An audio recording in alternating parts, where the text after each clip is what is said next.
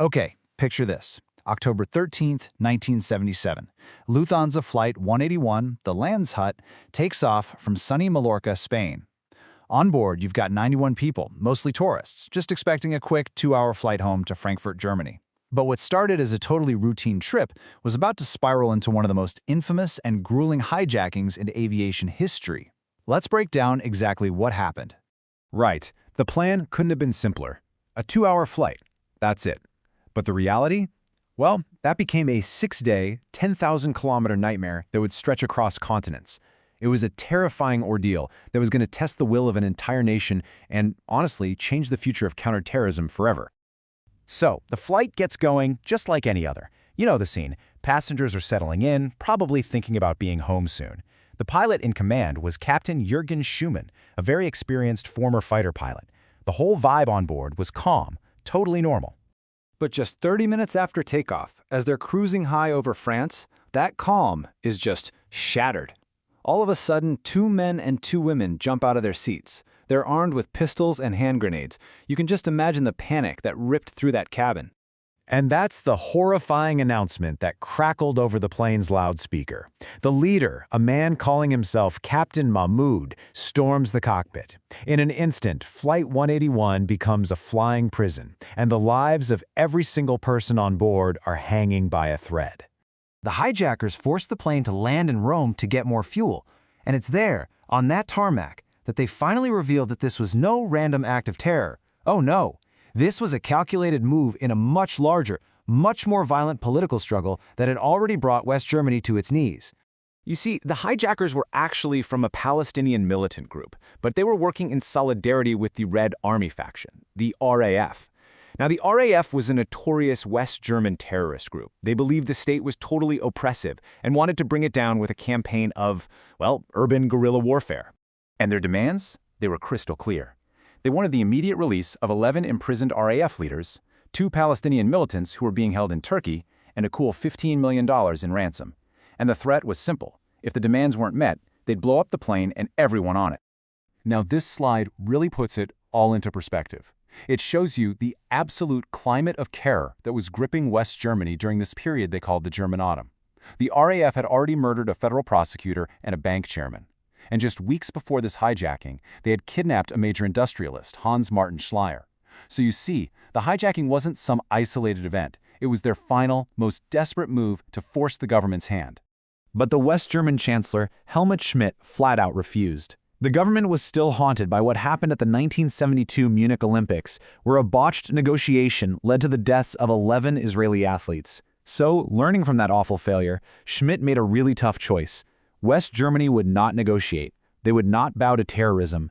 The plan wasn't to talk anymore. It was to act. So with negotiations off the table, the Landshut begins this absolutely agonizing journey across the Middle East. It basically becomes a ghost plane, denied landing at one airport after another, while for the 91 people trapped inside, conditions just got more and more desperate by the hour. And in all this chaos, we get to see some of the crew's quiet bravery. During that first stop in Rome, Captain Schumann very cleverly dropped 4 cigars out of the cockpit window. It seemed small, but it was a subtle, vital piece of intelligence that confirmed for the authorities on the ground the exact number of attackers they were dealing with. Just imagine this. The plane was turned away by Cyprus, Lebanon, Syria, Kuwait.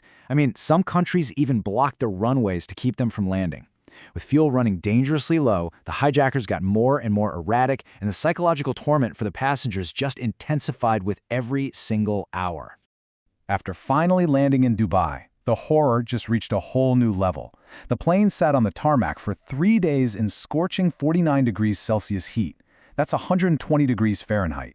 The hijackers turned off the air conditioning, turning the cabin into a literal furnace, all while German negotiators were stalling on the ground, just trying to play for time.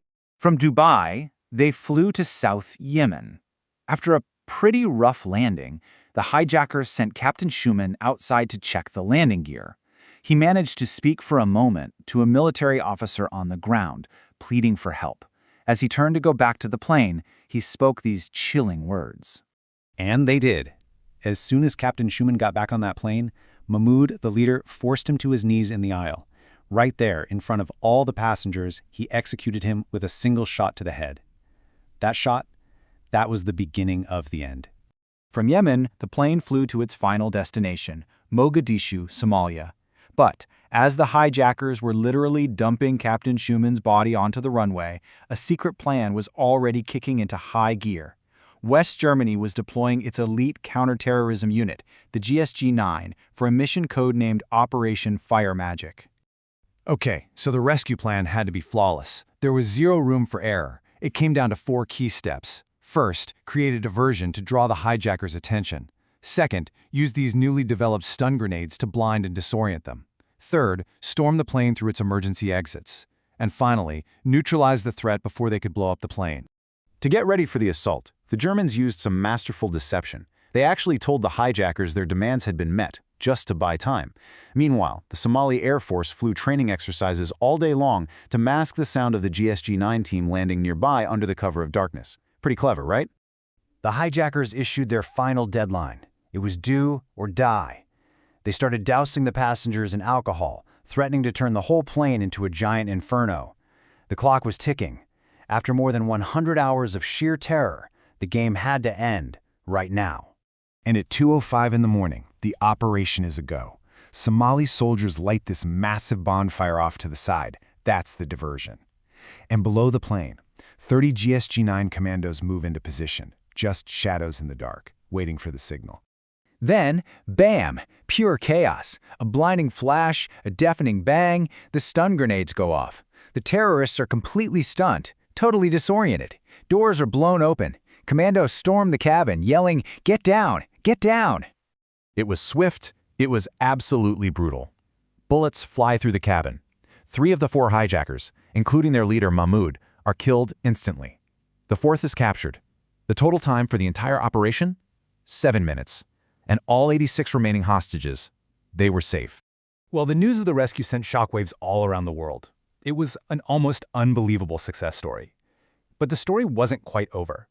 The events that followed, back in Germany, would bring a violent, tragic end to the German autumn and would absolutely cement the reputation of the commandos who pulled it all off. So get this, just hours after the rescue, when the jailed RAF leaders heard the news, they committed suicide in their cells. And in one final, sickening act of revenge, their comrades on the outside executed their hostage, Hans Martin Schleyer.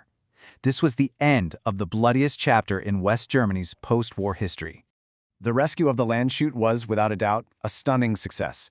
It catapulted the GSG-9 to legendary status, and they became the model for elite counterterrorism units all over the world. Their success fundamentally changed how governments would deal with terrorists, proving that a forceful, precise response could actually work.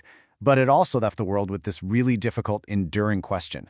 How does a nation fight at war against an enemy that holds its own citizens hostage? The legacy of those 7 minutes in Mogadishu continues to shape that very debate to this day.